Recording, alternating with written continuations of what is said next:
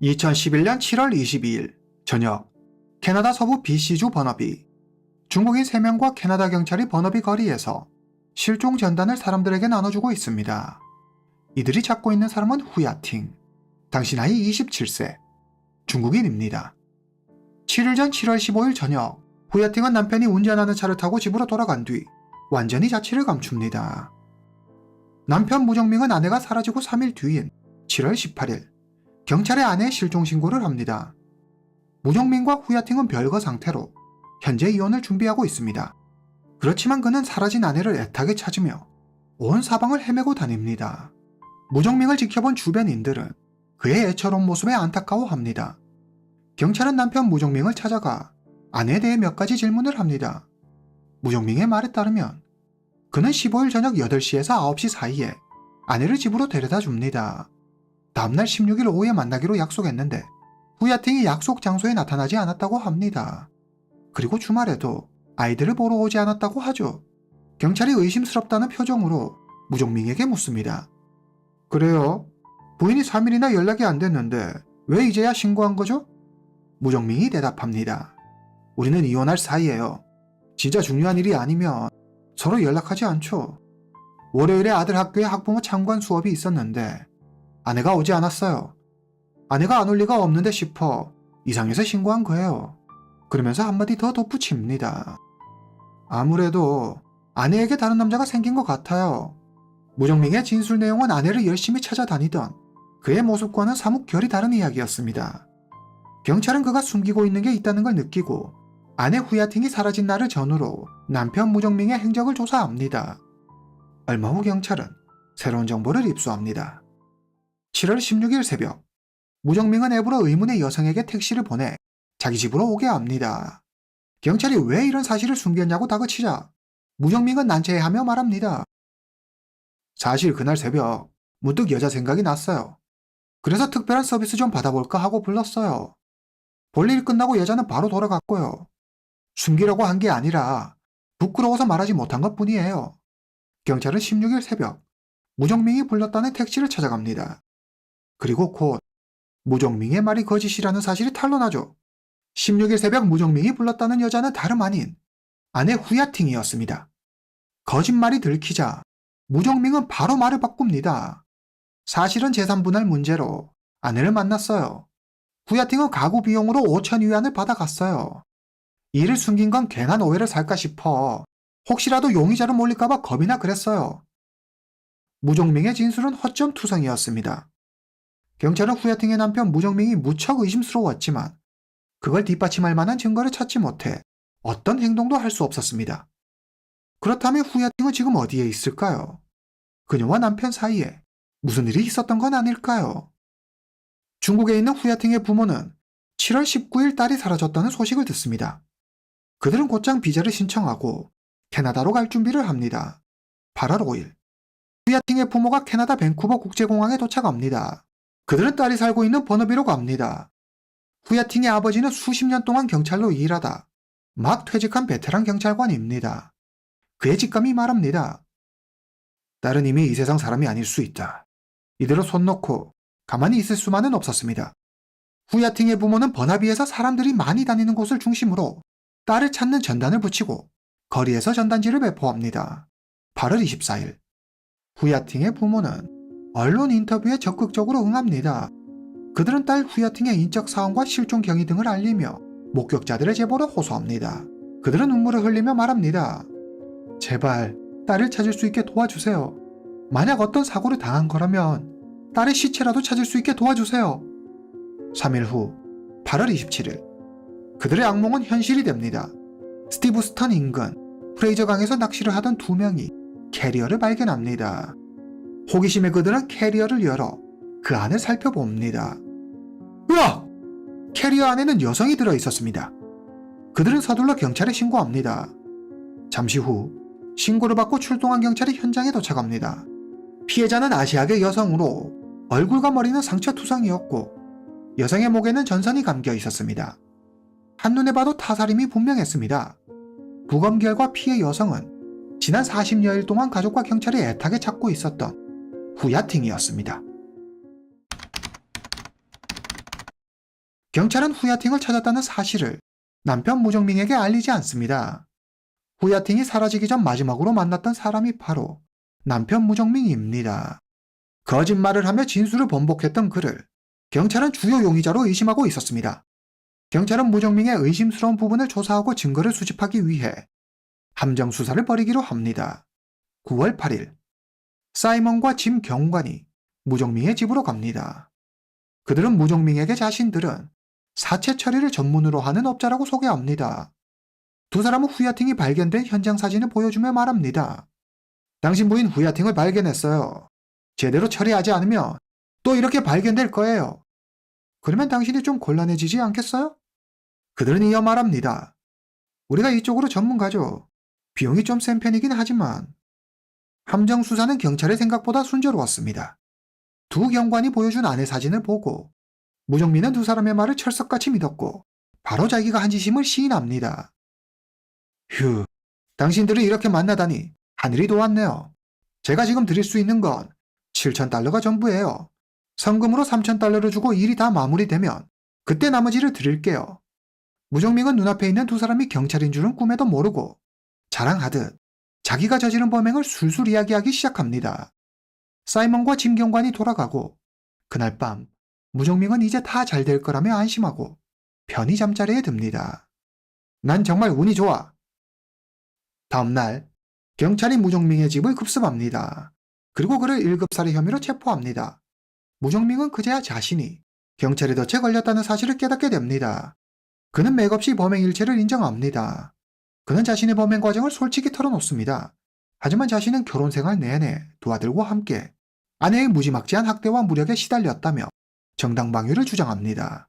그러면서 아이들을 보호하기 위해 한 어쩔 수 없는 선택이었다고 말하죠.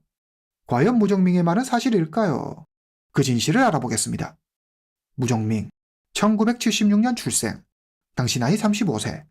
그의 아버지는 대학 교수입니다. 1998년 무정민은 산동에 있는 대학교를 졸업한 후 부모님을 따라 캐나다 밴쿠버로 옵니다. 그는 캐나다 BC주 노스 밴쿠버에 있는 카필라노 대학교에서 컴퓨터공학을 전공합니다. 대학을 졸업한 무정민은 현지에서 컴퓨터 프로그래머로 일합니다. 무정민의 아내 후야팅, 당시 나이 27세, 중국 우한에서 태어났습니다. 2001년 17살이 된 후야팅은 캐나다로 혼자 유학을 떠납니다. 그녀는 사실 공부하는 것을 싫어했습니다. 부모의 성화에 못 이겨 마지못해 유학 온 그녀는 여러 학교를 옮겨 다니며 7년 만에 겨우 대학교 졸업장을 손에 쥐게 됩니다. 캐나다에서 학교까지 다니며 꽤 오랜 시간을 보냈지만 후야팅의 영어 실력은 형편없었습니다. 오직 중국인들만 만나고 중국인들하고만 어울리니 영어가 늘 턱이 없었죠. 후야팅과 무정민은 독실한 기독교 신자입니다. 두 사람은 교회 행사에서 처음 만납니다. 후야팅은 자기보다 8살 많은 무정민이 듬직하고 마음에 들었습니다. 무정민 역시 예쁜 후야팅이 좋았죠. 2003년 10월, 무정민과 후야팅은 만난 지 1년도 되지 않아 결혼에 성공합니다. 결혼 후 후야팅은 한 회사에 취직합니다. 그녀는 물류관리를 담당했습니다. 하지만 몇 달 후 그녀는 돌연 회사를 그만둡니다. 이후 후야팅은 회사를 다시 다니지 않습니다. 여느 신혼부부들이 그렇듯 신혼 시절 두 사람의 사이는 무척 좋았습니다. 무정민은 자기가 보물을 찾았다며 아내 후야팅을 금이야 오기야 귀히 여기며 사랑했습니다. 하지만 그들의 좋은 시절은 그리 오래가지 못했습니다. 2006년 남편 무정민이 실직하자 급격히 형편이 어려워집니다. 무정민은 자기의 능력이나 위치를 과시해야만 직성에 풀리는 그런 부류의 사람이었습니다. 자기가 주위 사람들보다 늘 우위에 있다고 생각했죠. 그는 자신의 실패를 인정하고 받아들일 수 없었습니다. 후야팅은 남편의 실직을 부모님에게 알립니다. 이 사실을 알게 된 무정민은 왜 부모님에게 말했냐며 난동을 부립니다. 심지어 자기 자존심에 상처를 냈다며 후야팅에게 손을 대기도 하죠. 목숨의 위협을 느낀 후야팅은 경찰의 도움을 요청합니다. 2007년 1월 19일 무정민은 기혼자를 대상으로 하는 교육과 심리상담 프로그램에 참여합니다. 그는 자기 잘못을 뉘우치고 이제 정신 차리고 다시 아내 후야팅과 잘해보자 다짐합니다. 2008년 2월 29일 두 사람 사이에서 아들이 태어납니다. 첫 아이가 태어나고 무정민과 후야팅의 가정에도 평화가 찾아옵니다. 무정민과 후야팅의 얼굴에 웃음이 끊이지 않습니다. 2008년 말, 두 사람은 새 집으로 이사합니다. 비슷한 시기에 후야팅은 둘째를 임신합니다. 무정민은 더 큰 책임감을 느끼고 가족을 위해 열심히 일합니다. 후야팅은 최선을 다하는 남편의 모습을 보며 안락함과 안정감을 느낍니다. 2009년 1월 7일, 무정민은 만삭의 아내를 위해 가사 도우미를 구합니다. 후야팅은 남편의 배려에 고마워합니다. 하지만 얼마 지나지 않아 무정민이 회사에서 쫓겨납니다. 상실감에 빠진 무정민은 난폭했던 예전 모습으로 다시 돌아갑니다. 후야팅의 남편에 대한 믿음과 사랑은 산산조각 나버리고 맙니다. 둘째 아들이 태어났지만 무정민은 하나도 기쁘지 않았습니다. 오히려 앞날이 걱정돼 갓 태어난 둘째 아들이 짐처럼 여겨졌습니다. 무정민과 후야팅의 갈등은 날이 갈수록 심각해졌고 다툼은 더 잦아졌습니다. 후야팅은 부모님에게 전화해 속상한 마음을 털어놓습니다. 후야팅의 부모는 그 길로 딸이 살고 있는 캐나다로 옵니다. 그들은 약 한 달간 캐나다에서 머무르면서 딸 후야팅 옆을 지킵니다. 무정민은 후야팅의 부모가 있건 말건 개의치 않고 후야팅을 핍박했습니다. 사위의 만행을 도저히 참을 수 없었던 후야팅의 부모는 사위 무정민과 크게 말다툼을 합니다. 한 달의 시간이 지나고 후야팅의 부모가 중국으로 돌아가야 할 시간이 왔습니다. 그들은 사위의 행동이 못마땅했지만 딸을 생각해 참습니다. 중국으로 돌아간 그들은 딸 내외에게 돈과 생필품을 보냅니다. 2010년 3월, 무정민은 재취업에 성공합니다. 후야팅은 두 아들을 돌보는 동시에 집안일까지 하느라 정신이 없었습니다. 아침 일찍 일어나 저녁 늦게까지 쉴 틈도 없이 묵묵히 주어진 일에 최선을 다합니다. 하지만 남편 무정민과의 관계는 살얼음판을 걷듯 위태로웠습니다. 무정민은 후야팅이 아이들을 제대로 보살피지 못한다고 구박합니다. 무정민은 아내의 교육 방식이 마음에 들지 않았습니다. 두 사람은 자주 부딪혔고 무정민은 그럴 때면 아내에게 손을 댔습니다. 2010년 10월, 한 이웃이 후야팅의 얼굴에 멍이 든 걸 발견합니다. 얼굴이 왜 그래요? 설마 남편한테 맞았어요?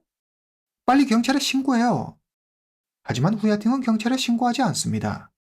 그녀는 남편과 좋았던 시절을 떠올리며 남편을 예전처럼 돌려놓기로 결심합니다. 후야팅은 남편이 원하는 대로 아이들을 교육합니다. 그리고 남편을 더 이해하려 하고 남편에게 다가가기 위해 먼저 손을 내미는 노력을 합니다. 무정민이 아내의 이런 행동에 마음이 풀어진 걸까요? 퇴근하고 집에 돌아오면 먼저 설거지를 하고 집안일을 돕기도 하는 등 뭔가 달라진 모습을 보입니다. 2011년 5월 12일, 무정민은 큰아들과 함께 TV를 봅니다. 후야팅은 큰아들이 공부해야 한다며 TV를 꺼버립니다. 무정민은 아내가 자기를 무시한다고 생각해 화가 났습니다. 그는 바로 아내에게 주먹을 날립니다. 후야팅은 방으로 도망가 방문을 잠그고 경찰에 신고합니다. 후야팅과 두 아들은 보호시설에 들어갑니다. 이후 그녀는 이혼 전문 변호사를 통해 이혼을 통보합니다. 두 사람은 두 아들의 양육권을 두고 법적 분쟁을 벌이지만 무정민은 자신이 불리하다는 걸 잘 알고 있었습니다. 무정민은 자기에게 대항한 것도 모자라 두 아들까지 뺏으려는 후야팅을 용서할 수 없었습니다. 감히 나한테 도전해? 그렇게 나온다면 너를 없애주겠어. 2011년 7월 16일 새벽 3시경, 무정민은 이혼과 양육권에 대해 상의할 일이 있다며 후야팅을 집으로 부릅니다. 그는 아내에게 택시를 보냅니다. 두 아들의 양육권을 포기하라는 무정민의 요구에 후야팅은 콧방귀를 뀌며 단칼에 거절합니다. 두 사람은 서로 화만 내고 다툴 뿐 대화다운 대화는 이어가지 못합니다. 새벽 5시, 후야팅이 샤워하러 욕실에 들어갑니다. 이 틈을 타 무정민은 차고로 가서 금속 막대기를 가져옵니다. 샤워를 마치고 후야팅이 욕실에서 나오자 그는 보여줄 게 있다며 후야팅을 세탁실로 데리고 갑니다. 후야팅이 세탁실에 들어서는 순간 무정민은 아내 후야팅을 향해 금속 막대기를 휘두릅니다. 머리에 큰 충격을 받은 후야팅은 정신을 잃고 그 자리에 쓰러집니다. 무정민은 확실하게 끝내기 위해 전선으로 그녀의 목을 조릅니다. 후야팅이 숨지자 무정민은 그녀를 캐리어에 넣고 차 트렁크에 넣습니다. 그리고 증거를 없애기 위해 아침 10시까지 집안 곳곳을 깨끗이 청소합니다. 그는 알리바이를 만들기 위해 머리를 굴립니다. 먼저 자기 집에서 살인사건이 일어났다는 걸 감추기 위해 이웃에 사는 장씨 부부를 부릅니다. 그는 장씨 부부에게 두 아들을 돌봐달라고 부탁합니다. 이렇게 하면 무종민이 자신의 결백을 주장할 때 장씨 부부가 자기 증인이 되어줄 거로 생각합니다. 얼마 후 무종민은 아내 후야팅의 이름으로 자기에게 이메일을 보냅니다. 난 이제 그만 살고 싶어. 너무 지쳤어. 지금까지 너무 미안했어. 아이들을 부탁해. 무종민은 아내 스스로 죽음을 선택한 것처럼 위장합니다. 그날 오후 무종민은 두 아들을 데리고 수족관으로 놀러 갑니다. 저녁이 되자 그는 아이들과 함께 부모님 집으로 갑니다. 7월 17일 일요일이 되자 무종민은 아무 일도 없다는 듯 두 아들과 함께 교회에 갑니다. 그는 일부러 후야팅에 살고 있는 집을 찾아가 그녀를 찾는 척 연기합니다. 그리고 다시 부모님 집으로 돌아옵니다. 이때까지 무종민은 후야팅을 차 트렁크에 넣어둔 채 움직이고 있었습니다. 그는 청소업체를 고용해 다시 한번 집안을 깨끗이 청소합니다. 7월 18일 새벽 3시 무종민은 인적이 드문 프레이저강 주변으로 갑니다. 그리고 후야팅이 들어있는 캐리어에 돌 2개를 매달아 프레이저강에 던집니다. 범행 도구인 금속 막대기는 주변 늪지대에 버립니다. 그리고 부모님 집으로 돌아가 후야팅의 휴대전화, 결혼 반지, 지갑을 마당에 묻습니다. 완벽하게 증거를 인멸했다고 생각한 무종민은 아내가 연락이 되지 않는다며 경찰에 신고합니다. 이후 밝혀진 바에 의하면 범행 전 그는 아내 명의로 약 1억 원 상당의 생명보험에 가입했습니다. 물론 수익자는 무종민 자신이었습니다. 경찰에게 체포된 무종민은 자신의 범행을 모두 인정했지만 아내 후야팅과 그녀의 가족에게 사죄하지 않고 피해자의 잘못을 지적하며 자신의 행동을 정당화하는 모습을 보입니다. 그는 후야팅이 좋은 엄마가 아니었기 때문에 죽였다고 말합니다. 두 아들이 엄마 후야팅과 살게 되면 그릇된 길로 갈 게 뻔했기 때문에 어쩔 수 없이 죽여야만 했다고 하죠. 후야팅은 매달 6,000달러나 되는 양육비를 원했어요. 또 아이가 18살이 넘어 성인이 되면 만날 수 있다고 했죠. 그녀는 아이들을 빌미로 끊임없이 저에게 많은 것을 요구했어요. 전 도저히 참을 수 없었어요. 그러나 이런 말은 모두 무종민 한 사람의 주장입니다. 두 사람이 다니던 교회 림 목사는 경찰에 말합니다. 후야팅은 매달 약 230만 원 상당의 양육비를 요구했어요. 두 아이를 키우기 위한 최소한의 돈이죠. 또 아이들이 18살이 되면 만날 수 있게 해주겠다는 후야팅의 말을 믿었다는 무종민의 말은 억지에 불과해요. 후야팅이 판사도 아닌데 어떻게 그걸 자기 마음대로 정할 수 있겠어요. 검찰은 무종민을 1급 살해 혐의로 기소합니다. 법정에서 무종민의 변호사는 아들 양육권 문제로 불만을 가지고 있던 무종민이 순간의 감정을 주체하지 못하고 우발적으로 범행을 저지른 것이라며 감형을 요청합니다.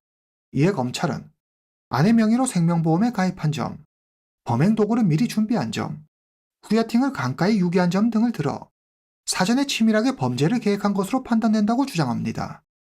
2012년 10월 9일 법원은 무종민에게 14년이 지난 후 가석방 신청이 가능한 종신형을 선고합니다. 후야팅의 부모는 만족할 만한 결과는 아니었지만 남겨진 두 손자를 생각해 항소는 하지 않습니다. 무종민은 두 아들을 위해 범행을 저질렀다고 했습니다. 그러나 엄마는 세상을 떠나고 아빠는 평생을 교도소에서 살게 된 이 일이 과연 아이들을 위한 걸까요? 오늘 이야기는 여기까지입니다. 다음 시간에 뵙겠습니다.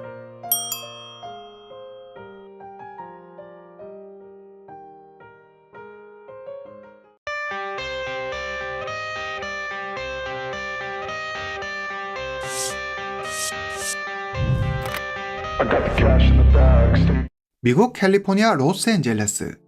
미국 서부에서 제일 큰 도시이자 미국에서 뉴욕 다음으로 두 번째로 큰 도시 LA. 오늘은 천사의 도시로 불리는 LA에서 일어난 사건입니다. 2007년 8월 8일 아침 7시 30분 한 여성의 처절한 비명 소리가 LA 동부의 도시 로렌 하이츠의 한 동네에 울려 퍼집니다. 고요한 아침의 침묵을 깨우는 비명 소리에 놀란 이웃은 대충 겉옷을 걸치고 서둘러 밖으로 나옵니다. 밖에는 아시아계 여성으로 보이는 여성이 실성한 듯 울부짖으며 도움을 요청합니다. 증만용, 영어 이름 멜링 윌리엄스, 당시 나이 28세. 그녀는 맨발로 반바지를 입고 있었고 두 손은 피로 흥건했습니다. 증만용의 이웃 제임스 브라운이 그녀에게 다가갑니다.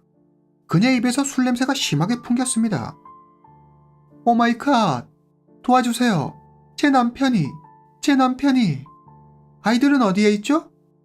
다른 이웃이 911에 신고하는 사이 제임스는 증만용의 남편의 상태를 확인하기 위해 집 안으로 들어갑니다. 집안은 컴컴했습니다. 피비린내가 역하게 코끝을 찌르고 숨쉬기가 힘들었습니다. 불이 켜자 가구에는 피가 흩뿌려져 있었고 바닥은 온통 피바다였습니다. 지옥이 따로 없었죠. 몇 분 뒤 신고를 받고 출동한 경찰이 도착합니다. 현장에 도착한 경찰 역시 끔찍한 광경을 마주하고 눈살을 찌푸립니다. 집안은 가구와 전자제품, 그릇들의 쓰레기까지 뒤섞여 지저분하고 그야말로 난장판이었습니다. 위층 복도에 한 남성이 쓰러져 있었습니다. 닐 윌리엄스, 당시 나이 27세, 증만용의 남편입니다. 그는 복도에 처참한 모습으로 숨져 있었습니다. 닐의 옆에는 범행에 사용된 것으로 추정되는 선열이 낭자한 일본도가 있었습니다. 증만용과 닐 사이에는 7살 된 아들 대봉과 3살 된 아들 이안, 이렇게 2명의 아이가 있습니다. 아이들이 걱정된 경찰은 다급히 아이들 방으로 갑니다. 아이들은 침대에 누워 있었습니다. 마치 깊은 잠에 빠진 듯 움직임이 없었죠. 경찰은 아이들이 무사하다는 생각에 안도하지만 그것도 잠시, 대봉과 이안은 불러도 아무 반응이 없습니다. 경찰은 침대로 다가가 아이들을 살펴봅니다. 그리고 이미 숨을 거둔 아이들을 발견합니다. 2층 침대 아래 칸에는 3살의 이안이 가장 좋아하던 테디베어 이불 속에, 2층 침대 위 칸에는 7살의 형 대본이 스펀지밥 이불 속에 숨을 거둔 채 누워 있었습니다. 대체 누가 이들 가족에게 이런 끔찍한 짓을 저지른 걸까요? 증만용은 하루아침에 남편과 두 아들을 잃었습니다. 절규하며 반쯤 정신이 나가 있는 증만용을 사람들이 위로합니다. 그런데 경찰이 보는 증만용의 모습은 어딘지 모르게 이상했습니다. 남편이 아직 살아있나요? 그녀는 이상할 만큼 남편이 살아있는지 묻고 또 물었습니다.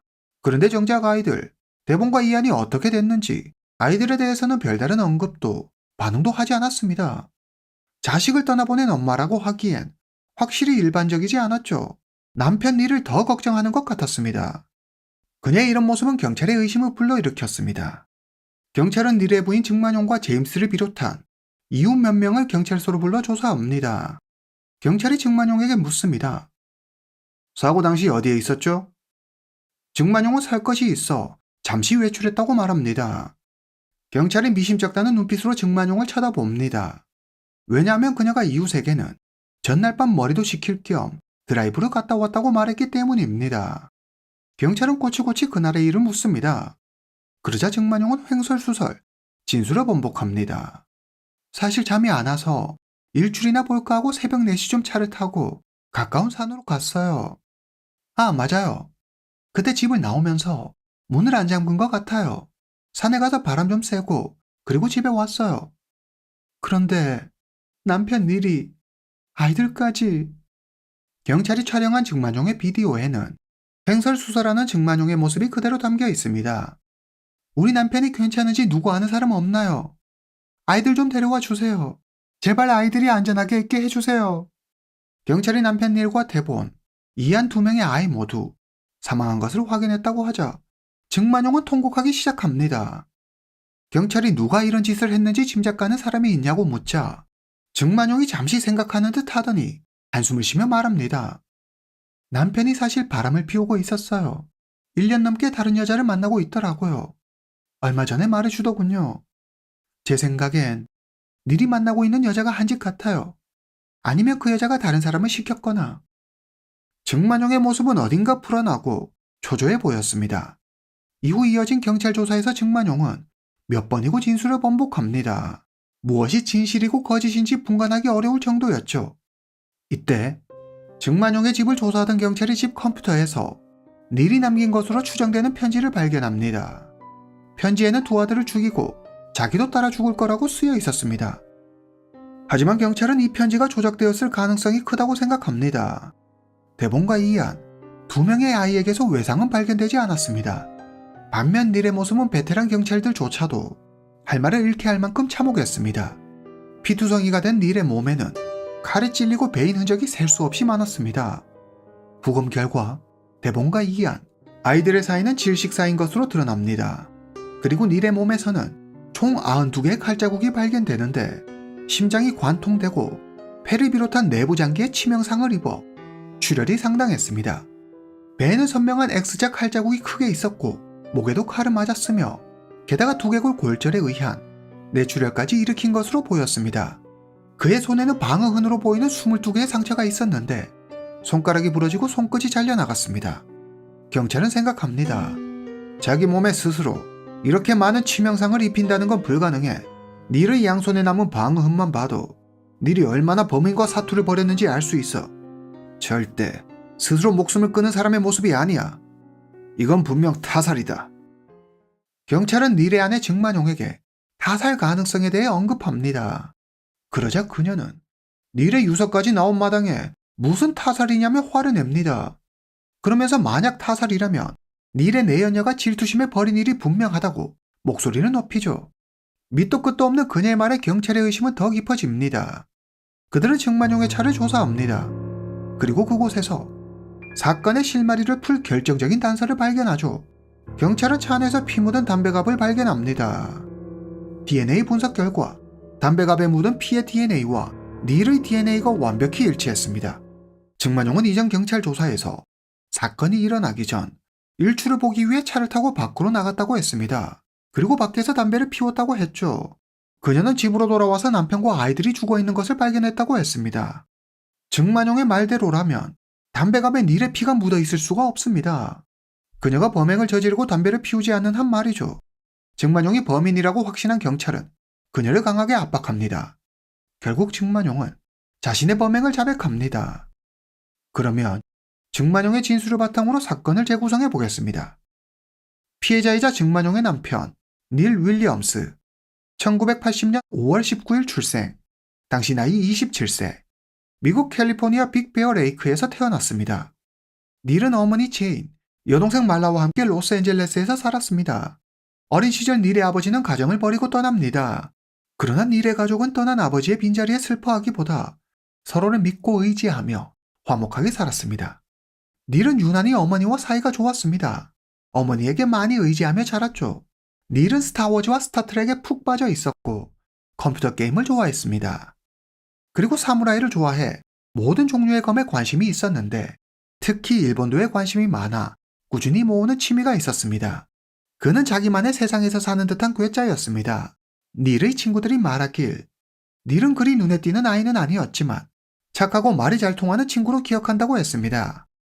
증만용, 1979년 출생, 당시 나이 28세, 증만용의 어린 시절은 쉽지 않은 어둠의 시간이었습니다. 증만용의 부모는 계획에도 없는 임신을 했다는 이유로 증만용의 존재를 달가워하지 않았습니다. 증만용의 부모는 증만용이 자기들 삶을 힘들게 만든 원흉이라고 생각합니다. 그래서 증만용이 어릴 때부터 조그만 잘못이라도 하면 모든 잘못을 증만용 탓으로 돌립니다. 계속되는 부모의 폭언은 증만용의 정상적인 발달을 저해하고 학습장애를 가져와 원만한 학교 생활을 할 수 없게 만들었습니다. 증만용의 학교 친구들은 학교 생활에 적응하지 못하는 그녀를 놀리고 따돌리기 일쑤였죠. 증만용은 학교 가는 것이 두렵고 불안했지만 어려서부터 부모의 학대와 방치 속에서 자란 증만용은 부모가 무서워 차마 도움을 청하지 못합니다. 증만용은 자기 존재가 사랑받을 수 없고 환영받지 못하는 존재라고 여겨 자기에게 일어나는 일이 응당당연하다는 듯 행동합니다. 증만용은 친구들에게 잘 보이기 위해 부모의 돈을 훔쳐 친구들에게 가져다 줍니다. 친구들은 만만한 호구 하나 잡았다며 그런 증만용을 이용했죠.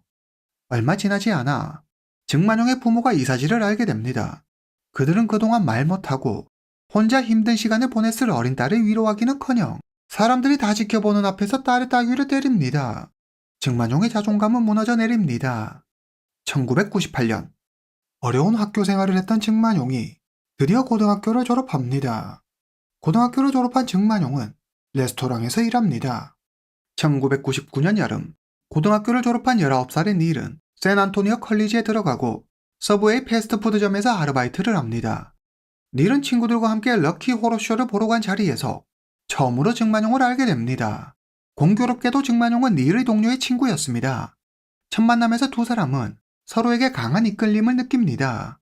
닐의 눈에 비친 증만용의 모습은 매우 귀엽고 사랑스러우며 매력적인 여성이었습니다. 닐은 어렸을 때 아버지에게 버림받았다는 아픔을 가지고 있었고, 증만용은 부모로부터 사랑을 받지 못해 결핍을 가지고 있었습니다. 그래서였을까요? 두 사람은 누구보다 서로를 잘 이해하고 의지하게 됩니다. 두 사람 사이는 빠르게 가까워졌고, 만난 지 얼마 되지 않아 증만용이 바로 임신을 합니다. 2000년 7월 26일, 증만용과 닐은 큰아들 대본을 품에 안습니다. 2001년, 금전적으로 여유롭지 않았던 젊은 커플은 법원에서 조촐한 결혼식을 올립니다. 그리고 나중에 여유가 생기면 대만 교회에서 가족과 친구들을 불러 성대하게 결혼식을 올리자고 하죠. 나이도 어리고 가진 게 많지 않은 두 사람이었지만 함께라면 밝은 미래를 만들어갈 수 있을 거란 믿어 의심치 않았습니다. 닐과 증만용 아들 대본까지 세 식구는 행복한 하루하루를 보냅니다. 시간이 흘러 결혼은 현실이 됩니다. 닐은 디즈니랜드에서 풀타임으로 일하고, 증만용은 아들 대본을 돌보기 위해 레스토랑에서 파트타임으로 일합니다. 두 사람은 열심히 일했지만 좀처럼 상황이 나아지지 않았습니다. 그나마 다행은 증만용이 레스토랑 손님들에게 인기가 많아서 꽤 많은 팁을 받았다는 겁니다. 어떨 때는 월급보다 팁을 더 많이 받았죠. 하지만 아무리 발버둥 쳐도 팍팍하고 고된 삶은 나아지지 않았습니다. 일하랴, 집에 오면 집안일 하랴, 그리고 어린 아들 대본을 돌보랴. 증만용은 매일 같은 하루에 지쳐가고 있었습니다. 증만용은 남편 닐을 처음 보았을 때 진정한 소울메이트를 만났다고 생각했습니다. 닐이 세상의 전부였죠. 충분히 잘할 수 있고 행복할 수 있다고 생각했습니다. 그러나 현실은 잔인했죠. 증만용은 아이를 돌보면서 파트타임을 전전하는 지금의 삶을 벗어나고 싶었습니다. 남편 닐이 더 좋은 직장을 구해 경제적으로 안정된 생활을 할 수 있기를 바랬지만, 닐은 돈을 버는 데에는 그다지 관심도 소질도 없었습니다. 그는 퇴근하고 집에 오면 잠시 아이와 놀아주는 듯 하다가 컴퓨터 게임에 빠져 시간을 보냅니다. 미래에 대한 야망도 없이 게임만 하고 있는 남편을 보면 너무 한심했습니다. 그런 닐의 모습을 보면서 증만용은 점점 불만이 쌓입니다. 2003년 9월 27일, 증만용과 닐의 둘째 아들 이안이 태어납니다. 증만용은 부모님 소유의 집을 빌립니다. 증만용과 닐, 큰아들 대본, 둘째 아들 이안 네 식구는 증만용 부모님 소유의 집으로 이사 갑니다. 이안이 태어난 건 축복받을 일이었지만 증만용에게는 육아 부담과 함께 경제적 부담까지 가중된 셈이었습니다. 남들이 보기에 닐은 좋은 아빠이자 남편이었지만 실상은 한 가정의 가장이 되기에는 부족한 사람이었습니다. 닐은 가장으로서의 책임감보다 자기 만족에 사는 사람이었죠. 어떻게 하면 아이들을 잘 먹이고 잘 키울지 고민하기보다는 게임에 빠져 사는 어린아이와 같은 사람이었습니다. 증만용은 남편 닐이 가족을 생각해 이 어려움을 극복하기 위해 어떤 노력도 하지 않을 거라는 사실을 깨닫습니다. 2006년, 닐은 디즈니랜드를 그만둡니다. 증만용이 남편 닐에게 새로운 목표와 동기부여를 위해 더 나은 일을 찾아보는 게 어떻겠냐고 계속 닥달했기 때문이죠. 닐은 보험회사의 영업직원으로 취업합니다. 하지만 보험 영업은 닐의 적성에 맞지 않았습니다. 한 달이 지나도록 단 한 건의 보험도 판매하지 못하죠. 영업 실적도 엉망인데다 스트레스가 극심해 결국 닐은 보험회사를 관둡니다. 증만용은 레스토랑 근무 시간을 풀타임으로 변경합니다. 그리고 직장을 그만둔 닐이 대신 집에서 아이들을 돌보고 집안일을 하기로 합니다. 닐은 내심 기뻤습니다. 집에서 아이들을 보면서 좋아하는 게임을 실컷 할 수 있고 돈을 벌어야 한다는 압박에 시달리지 않아도 됐기 때문이죠. 하지만 이때부터 증만용과 닐의 갈등은 최고조에 달합니다. 남편 닐은 아이들을 돌보기 위해 집에 있다면서 내내 게임만 할 뿐 청소, 요리, 빨래 등 집안일을 그 무엇도 하지 않았습니다.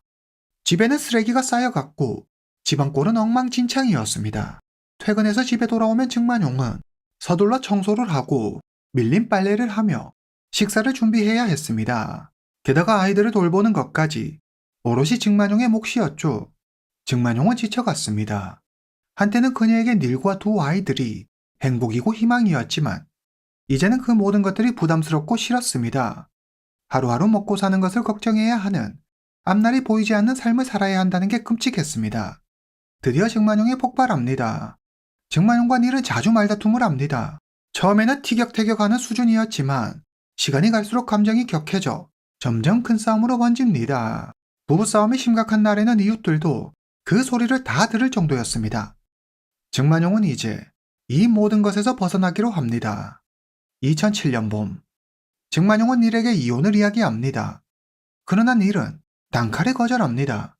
그는 어린 시절 아버지가 떠나고 아버지로부터 버림받았다는 상처를 가슴에 안고 살아야 했습니다.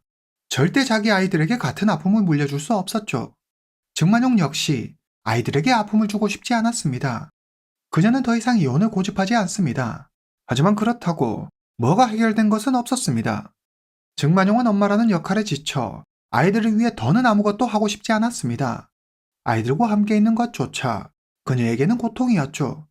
그녀는 친구들을 만나 결혼 생활의 불만과 어려움에 대해 이야기합니다. 만약 대본을 가지지 않았더라면 결혼하지 않았을 거야. 난 아무 준비도 되지 않았었는데 덜컥 엄마가 되고 아이를 낳고 전혀 내가 원하는 삶이 아니야. 증만용은 자기 인생이 실패했다고 생각합니다. 2007년 증만용은 완전히 다른 사람으로 변합니다. 그녀는 아이들을 돌보고 가정을 돌보는 일을 그만둡니다. 퇴근 후 거의 매일같이 친구들을 만나 함께 바에서 술을 마시고 시간을 보냅니다. 술만이 그녀를 위로할 수 있었죠. 2007년 6월 증만용은 당시 최고의 SNS였던 마이스페이스에 가입해 고등학교 친구들과 연락합니다. 그러다 우연히 전 남자친구 존과도 연락이 닿게 되죠. 증만용은 존과 함께 술을 마시며 애틋했던 옛 추억을 떠올립니다. 증만용은 존과 함께하는 순간만큼은 자유를 느낍니다. 오랫동안 잊고 있었던 이 감정을 그녀는 놓치고 싶지 않았습니다. 2007년 7월 며칠 후 증만용은 출장을 간다며 닐의 어머니 제인에게 아이들을 맡기고 전 남자친구 존과 산타바바라로 여행을 갑니다. 그리고 여행에서 증만용과 존은 넘지 말아야 할 선을 넘고 맙니다. 증만용은 존을 만날 때는 고통스럽고 비참한 현실에서 벗어나는 것 같은 해방감을 느낍니다. 진정한 자신이 원하던 아름다운 삶이었죠. 더 이상 작고 지저분한 집에 갇혀있지 않아도 됐고 더 이상 아이들의 똥 기저귀를 갈지 않아도 됐으며 해도 끝이 없는 집안일을 할 필요도 없었습니다. 그러나 존의 생각은 증만용과 달랐습니다. 당신은 이미 결혼해서 가정이 있어. 우리가 이러는 건 옳지 않아. 진짜 나와 새롭게 시작하고 싶다면 닐과의 관계를 정리하는 게 먼저야. 그렇다면 증만용은 정말 존을 사랑한 걸까요? 아닙니다. 증만용은 단지 지금의 이 지옥 같은 삶을 벗어나고 싶은 마음뿐이었습니다. 그녀는 존이 어쩌면 자기에게 새로운 삶을 가져다 줄지도 모른다는 기대를 합니다. 이제 이혼은 증만용에게 최우선 과제가 됩니다. 그녀는 도통 잠을 이룰 수 없었습니다. 증만용은 밤낮으로 이 결혼 생활을 당장 끝낼 수 있는 방법에 대해 생각합니다. 이 무렵 증만용은 종종 악몽을 꿉니다. 남편 닐이 아이들을 죽이고 스스로 목숨을 끊는 꿈이죠. 진짜 꿈이었을까요? 아니면 일종의 시뮬레이션이었을까요? 이때부터 증만용은 남편 닐이 변했다며 그가 아이들을 해칠지도 모른다고 주변에 말하고 다닙니다. 그러나 닐은 그럴 사람이 아니었습니다. 닐은 무력을 사용하는 사람도 아니었고 그런 성향을 가진 사람도 아니었죠. 2달 후 8월 7일 저녁 증만용은 모든 걸 끝내기로 마음먹습니다. 닐은 저녁을 먹으러 밖에 나갔습니다. 증만용은 아이들이 가장 좋아하는 하와이안 피자를 시킵니다. 아이들이 피자를 다 먹자 증만용은 큰아들 대본과 작은아들 이안을 침대에 눕힙니다. 그리고 아이들이 가장 좋아하는 이불을 덮어주죠. 잠시 후 아이들이 잠든 것을 확인한 증만용은 조심스럽게 아이들의 2층 침대로 다가갑니다. 그는 베개를 들어 먼저 침대 윗칸에서 자고 있는 작은아들 이안의 얼굴을 덮습니다. 이안은 고통스러움에 잠시 움찔하는 듯 하더니 이내 움직이지 않습니다. 이어 증만용은 큰아들 대본에게도 같은 짓을 합니다. 대본의 몸부림은 더 컸지만 증만용은 아랑곳하지 않습니다. 저녁 9시 30분 아이들이 모두 숨을 거두자 증만용은 컴퓨터를 켭니다. 그리고 마이스페이스에 접속해 존이 어디에 있는지 확인하고 친구들에게 만나자며 문자를 보냅니다. 샤워를 하고 옷을 갈아입은 증만용은 친구들과 함께 술을 마시러 바에 갑니다. 증만용의 계획은 이러했습니다. 닐은 평소 아이들을 끔찍히 아끼고 사랑했습니다. 그는 말합니다. 난 대본과 이안 없이는 살 수 없어. 증만용은 닐이 집에 와 아이들이 죽어있는 걸 보게 되면 슬픔과 충격을 이기지 못하고 바로 아이들의 뒤를 따라갈 거로 생각했습니다. 어떻게 이렇게 말도 안 되는 어리석은 생각을 할 수 있는지, 대체 왜 자기 결혼 생활에 대한 불만을 아이들을 희생시켜 풀려 하는지 정말 무섭고 화가 납니다. 밤 12시 30분경 증만용이 집에 도착합니다. 그녀는 당연히 닐이 죽어 있을 거로 생각합니다. 하지만 그녀의 기대와 달리 닐은 컴퓨터 앞에 앉아서 게임을 하고 있었습니다. 그의 옆에는 먹다 남은 음식 찌꺼기가 뒹굴고 있었습니다. 닐은 아이들에게 무슨 일이 일어났는지 전혀 모르는 듯한 눈치였습니다. 쓰레기통에 넘쳐나는 쓰레기와 탁자 위에 쌓여있는 음식 포장 박스들을 보는데 증만용은 진짜 미쳐버릴 것만 같았습니다. 격분한 증만용은 분노했고 닐과 심하게 다툽니다. 이웃에서 항의가 들어온 후에야 그들은 다툼을 멈추고 잠자리에 듭니다. 새벽 1시, 증만용은 잠든 닐을 바라보며 결심합니다. 그만 끝내자. 증만용은 자기 손으로 이 끝나지 않을 것만 같은 막막한 어둠을 끝내기로 마음먹습니다. 증만용은 닐의 수집품에서 커다란 일본도를 잡습니다. 그녀는 라텍스 장갑을 끼고 닐을 향해 일본도를 마구 휘두릅니다. 극심한 고통에 잠에서 깬 닐은 증만용을 피해 도망갑니다. 증만용은 바로 닐을 쫓아가 인정사정 없이 찌릅니다. 닐은 살려달라고 빌지만 증만용은 멈추지 않습니다. 닐은 살기 위해 필사적으로 방어하지만 결국 피투성이가 된 채 숨을 거두고 맙니다.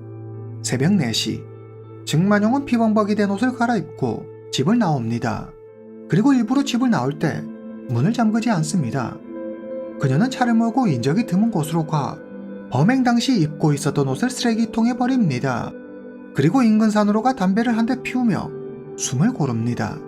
다시 집으로 돌아온 증만용은 닐의 컴퓨터로 닐이 쓴 것처럼 유서를 작성합니다. 2007년 8월 9일, 증만용은 자신의 범행 일체를 모두 인정합니다.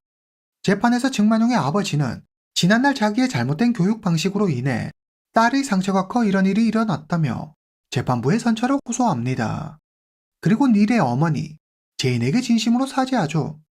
2010년 11월, 배심원단은 8시간의 숙고 끝에 증만용에게 유죄를 판결합니다.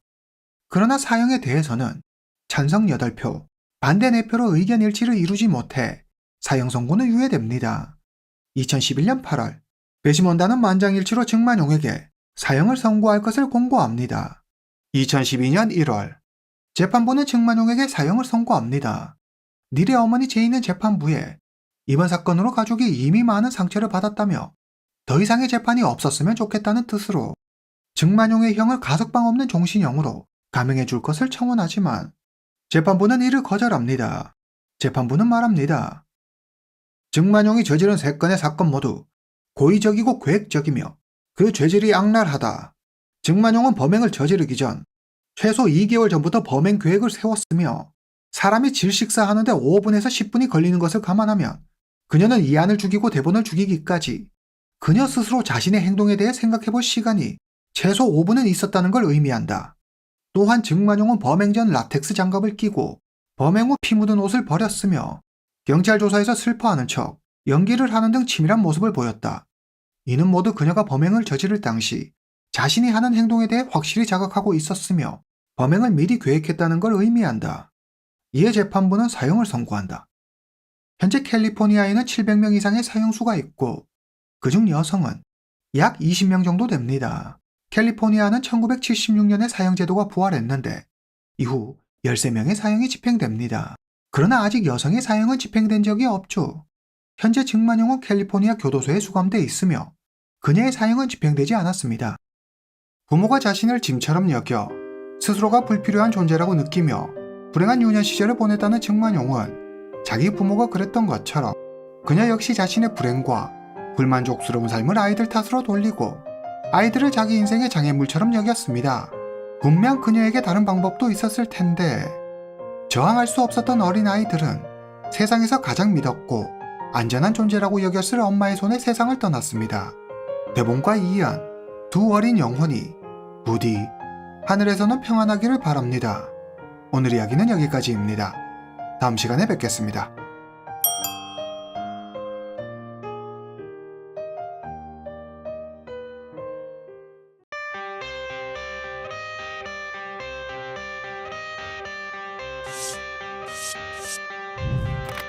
I got the cash in the bag. Stay 2020년 6월 서호주 지방법원 재판을 받기 위해 법정에 선 두 남녀 얼굴에 주름이 깊게 파인 동양인 남성과 20대 동양인 여성이 서로 다른 이야기를 주장하고 있습니다. 이들은 아빠와 딸, 부녀 사이입니다. 두 사람은 지금 한 살인사건의 용의자로 법정에 섰습니다. 아빠는 딸이 죽였다고 말하고 딸은 아빠가 죽였다고 말합니다. 서로가 범인이라고 주장하는 이 이해할 수 없는 막장 같은 상황. 이들에게 어떤 사연이 있는지 오늘 이야기 시작합니다.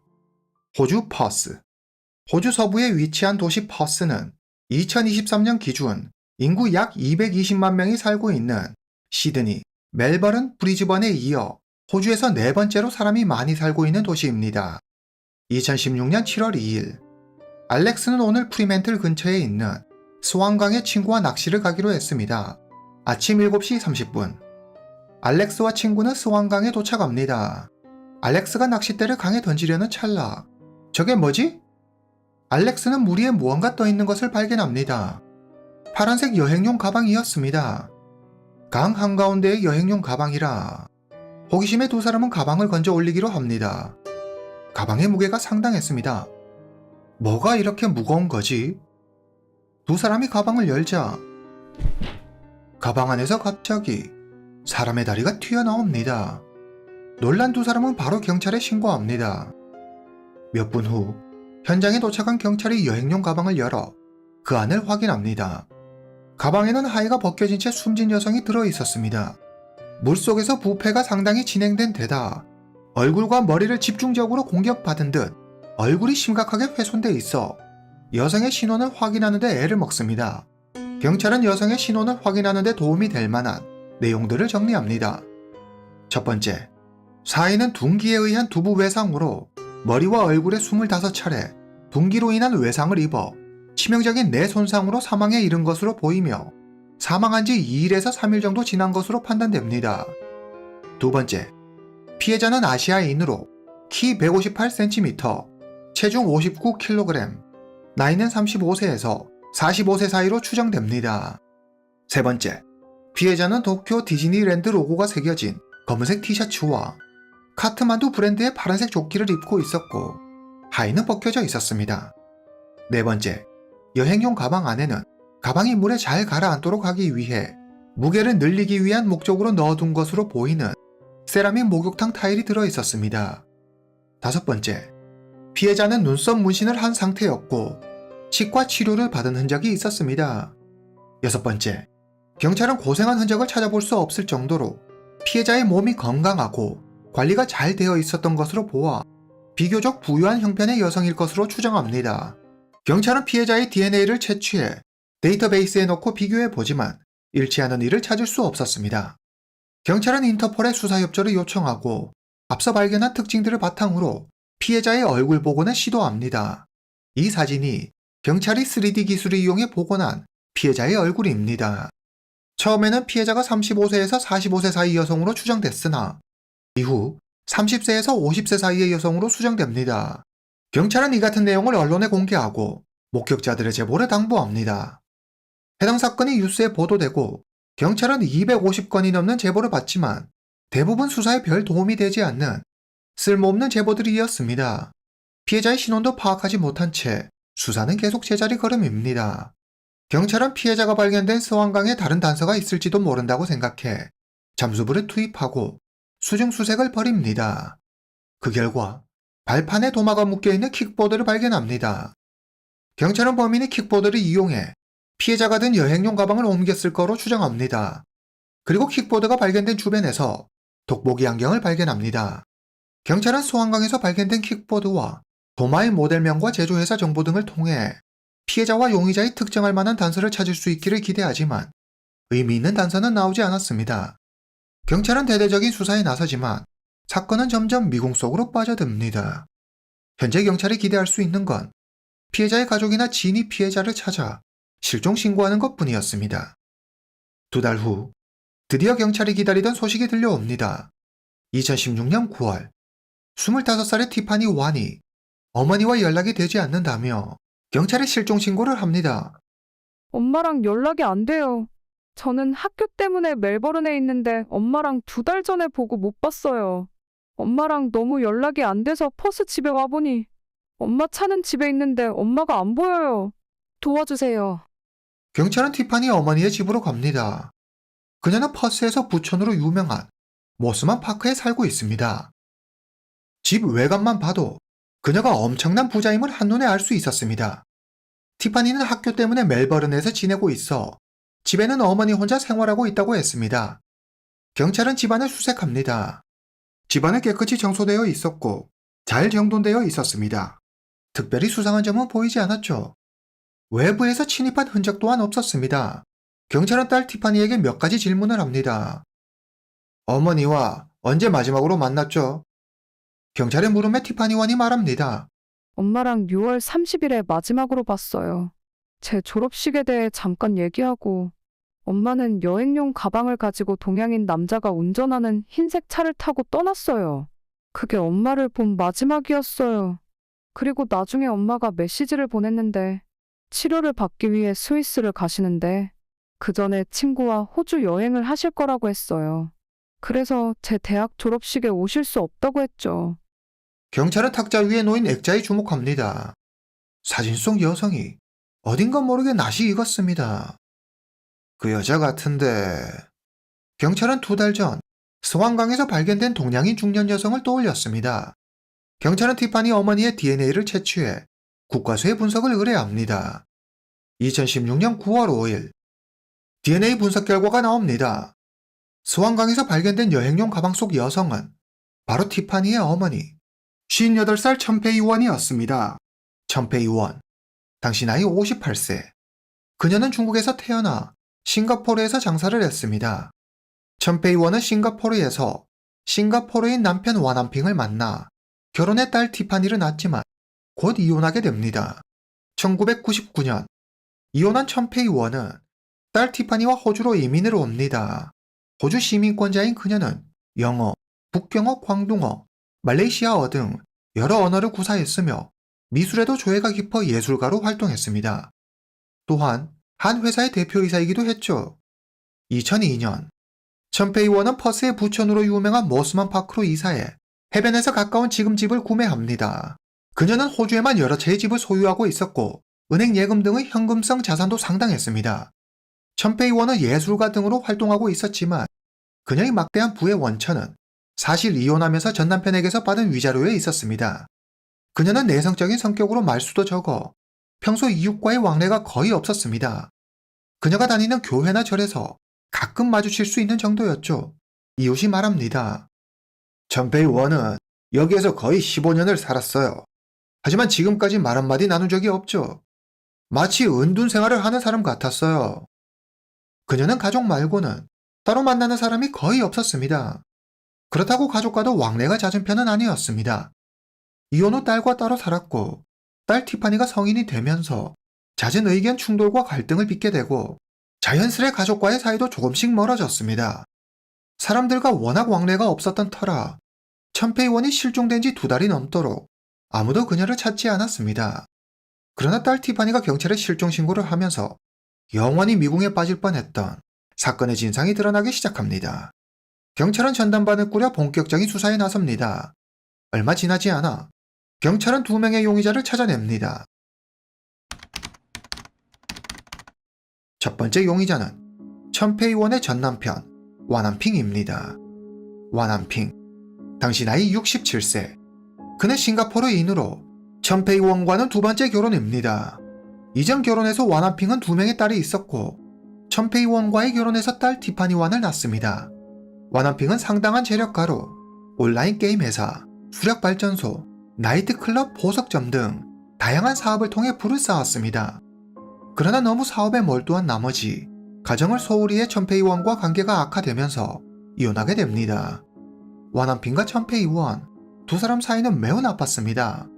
천페이 원은 딸이 전남편 와남핑과 관계를 유지하는 걸 원치 않았습니다. 그래서 와남핑을 피해 딸을 데리고 호주로 이민와 버리죠. 천페이 원은 딸 티파니에게 아빠와 만나지 말 것을 강요하고 연락하는 것도 허락하지 않습니다. 와남핑에 대해 조사하던 경찰은 그가 6월 30일 호주에 왔었다는 사실을 알게 됩니다. 와남핑은 천페이 원과 이혼하고 싱가포르와 말레이시아를 오가며 살고 있습니다. 딸 티파니 원이 천페이 원을 마지막으로 6월 30일에 봤다고 했습니다. 티파니의 말대로라면 와남핑이 호주에 들어온 날 공교롭게 천페이 원이 사라집니다. 원한핑은 천페이원과 이혼 후 사업이 급격히 악화되고 심각한 자금난을 겪습니다. 그리고 결국 파산하게 됩니다. 정부인 천페이원은 원한핑과 이혼 당시 막대한 위자료를 받았고 여전히 상당한 재력을 자랑합니다. 경찰은 원한핑을 경찰서로 불러 조사합니다. 원한핑은 전부인 천페이원과 이혼 후에도 좋은 관계를 유지했다고 주장합니다. 비록 아내와 이혼하긴 했어도 우리는 좋은 관계를 유지하고 지냈어요. 돈이 필요한 전남편과 돈이 많은 전부인, 그리고 외국에 사는 전남편이 호주에 온 날 전부인이 사라집니다. 경찰은 이 부분에 주목합니다. 두 번째 용의자는 천페이원의 외동딸 티파니 완입니다. 티파니 완, 당시 나이 25세. 그녀는 부유한 부모를 둔 덕에 어릴 때부터 부족함 없이 자랐습니다. 어머니와 아버지가 이혼하고 티파니는 어머니 천페이원을 따라 호주 퍼스로 이민을 옵니다. 2011년 티파니는 멜버른 대학교에 입학하면서 퍼스를 떠나 멜버른으로 이사갑니다. 표면적인 이유는 학업 때문이었지만 티파니 친구의 말에 따르면 티파니는 어머니 간섭에서 벗어나 자유로움을 느끼고 싶었기 때문에 학교를 핑계로 독립한 것이라고 했습니다. 그러나 티파니는 경찰 조사에서 자기가 엄마를 많이 사랑한다는 걸 강조하는 듯한 모습을 보입니다. 엄마와 갈등을 겪는 딸의 모습은 찾아볼 수 없었죠. 경찰은 티파니에게 상식적으로 이해되지 않는 부분이 있었습니다. 티파니는 어머니가 사라지고 2달이 지난 뒤에야 어머니의 실종 신고를 합니다. 2달이라는 시간 동안 티파니는 어머니 천페이원에게 일방적으로 문자 메시지를 보내고 연락을 기다리는 수동적인 모습만 보였을 뿐 연락이 없는 어머니를 걱정해 친척에게 도움을 요청하거나 찾으려는 적극적인 노력을 하지 않았습니다.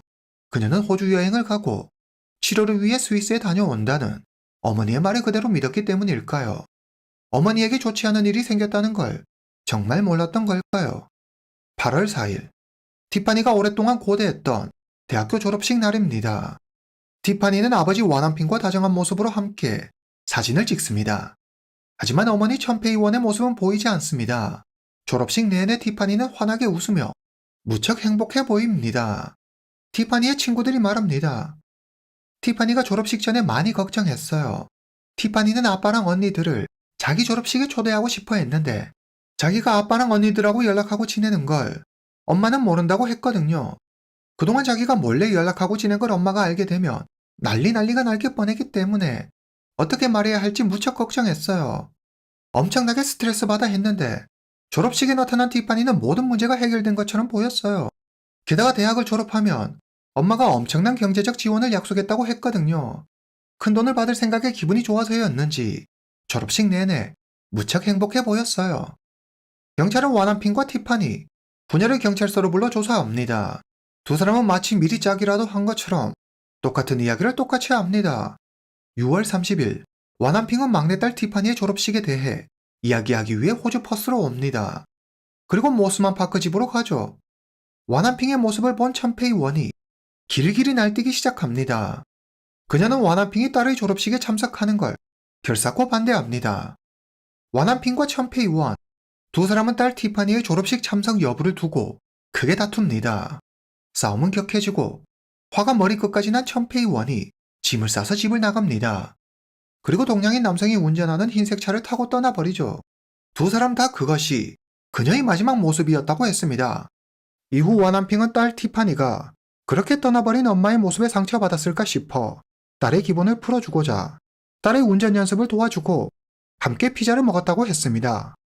그리고 다음날 프리멘틀에서 딸이랑 아침을 먹고 길에서 핫도그도 사 먹었어요. 다음날 퍼스를 떠나는데 공항에서 천페이원한테 문자가 왔어요.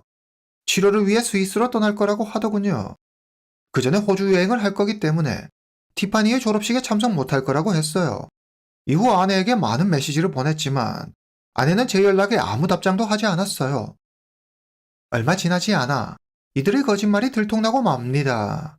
경찰은 모스만 파크에 있는 천페이원의 집에 설치된 CCTV 영상을 확인합니다. 6월 30일 천페이원의 집 앞에 흰색 차는 나타나지도 않았고 밖을 나가는 천페이원의 모습도 보이지 않았습니다. 출입국 관리소 기록에도 그녀가 출국했다는 기록은 없었습니다. 6월 30일 이후 천페이원이 신용카드를 사용한 내역도 호주 여행에서 숙박한 기록도 전혀 찾을 수 없었습니다. 두 사람이 거짓말을 하고 있군. 와남핑과 티파니 완이 천페이원의 살인 혐의로 법정에 섰습니다. 재판을 받는 두 사람에게서 예전의 다정한 부녀의 모습은 더 이상 찾아볼 수 없습니다. 한때 다정했던 두 사람은 지금은 서로가 범인이라며 상대를 비난하고 있습니다. 딸 티파니 완의 주장, 티파니가 말합니다. 아빠가 아빠와 언니들이 제 졸업식에 참석하는 걸 엄마에게 허락받는 걸 도와주러 퍼스에 왔다고 했지만 아빠는 엄마를 보자마자 돈 얘기부터 했어요.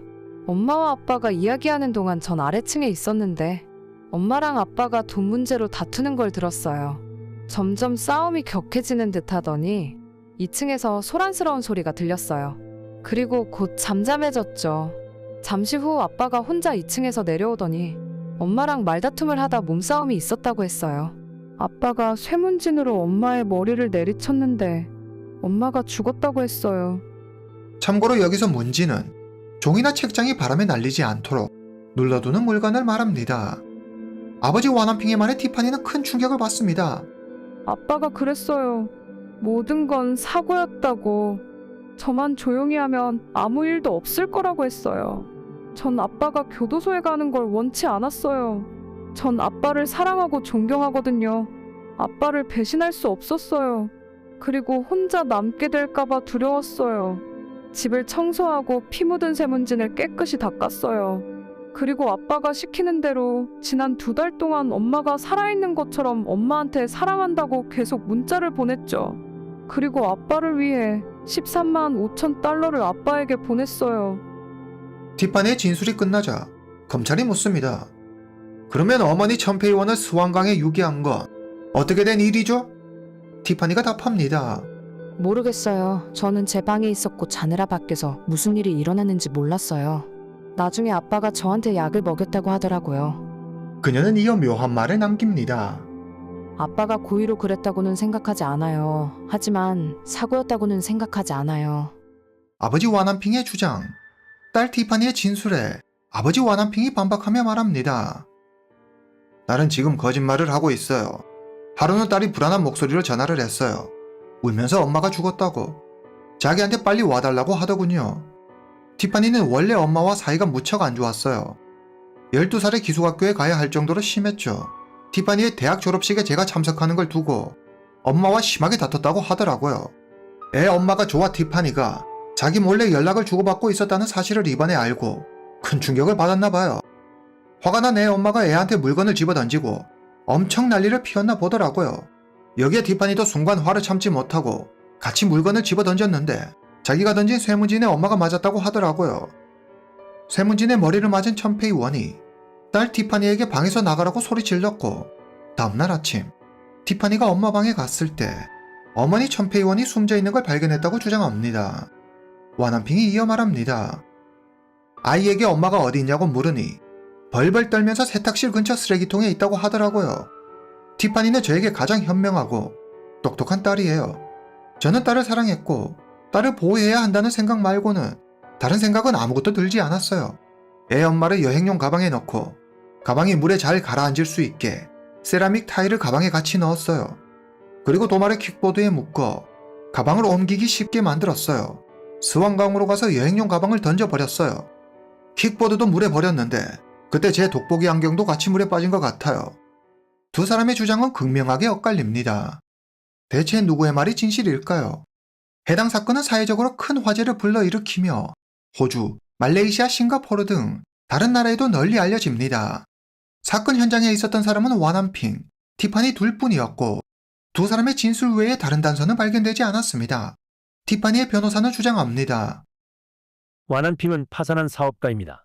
돈에 쫓기고 있던 와난핑과 부자인 전 부인, 이보다 확실한 범행 동기는 없을 겁니다. 그리고 와난핑이 나이가 있기는 하지만 여자인 티파니보다 범죄를 저지르기 더 충분한 신체 조건을 가지고 있습니다. 여자인 티파니 혼자 천페이원을 제압하고 25번을 둔기로 때려 사망에 이르게 한다는 건 상당히 어려운 일이죠. 천페이원은 티파니가 대학을 졸업하면 파격적인 경제적 지원을 약속했습니다. 그런데 티파니가 천페이원을 죽인다고요? 티파니에겐 범행 동기가 없습니다. 티파니는 마지막으로 말합니다. 저는 엄마를 진심으로 사랑했어요. 그런 제가 엄마를 죽인다는 건 말도 안 되는 일이에요. 이에 와남핑의 변호사가 주장합니다. 티파니와 천페이 원은 평소 사이가 아주 안 좋았어요. 천페이 원은 소유욕이 강했는데 이 때문에 티파니와 매번 마찰을 일으켰죠. 그러다 이번 대학 졸업식 때문에 그동안 쌓였던 갈등과 불만이 폭발하고 맙니다. 티파니가 어머니 천페이 원이 죽고 난 다음 2달 동안 천페이 원에게 보낸 문자 메시지를 보면 어머니가 돌아가신 걸 알면서도 기분 좋은 밝은 문자 메시지를 보냅니다. 어떤 반성이나 후회, 어머니를 잃은 슬픔 등은 보이지 않고 자기가 연루된 사실을 숨기는 데만 급급해 보이죠. 그리고 그녀는 천페이 원이 사망하고 며칠 동안 11만 달러, 2만 5천 달러를 아버지 와난핑에게 송금합니다. 이 돈은 과연 무슨 의미일까요? 와난핑은 이후 경찰 수사가 시작된 후에도 호주를 2번 더 옵니다. 만약 그가 진짜 범인이라면 제발로 이렇게 호주를 오지 않았을 겁니다. 게다가 천페이 원의 정확한 사망 시각을 모르는 상태에서 와난핑이 천페이 원이 죽은 다음에 호주에 왔을 가능성 또한 배제할 수 없습니다. 누구의 말을 믿어야 할지 모르는 상황에서 배심원단은 4일에 걸친 수기 끝에 티파니의 손을 들어줍니다. 와난핑에게는 확실한 범행 동기가 있고 범행을 실행할 능력도 충분하다는 이유에서였습니다. 와난핑은 전부인 천페이 원에 대한 1급 살인 혐의로 20년 후 가석방 신청이 가능한 종신형을 선고받습니다. 증거인멸을 도운 티파니에게는 유기징역 4년 10개월이 선고됩니다. 2019년 11월 7일 티파니 원은 가석방으로 사회에 나옵니다. 그녀는 어머니 천페이 원의 엄청난 재산의 유일한 상속자입니다. 법조계에서는 티파니 원이 무리 없이 어머니의 유산을 받게 될 것이라고 이야기하지만 사람들은 티파니처럼 범죄 혐의가 인정된 자에게는 유산을 상속받을 권리가 없다고 주장합니다. 여러분들의 생각은 어떠신가요? 그런데 진짜 누가 범인일까요? 오늘 이야기는 여기까지입니다. 다음 시간에 뵙겠습니다.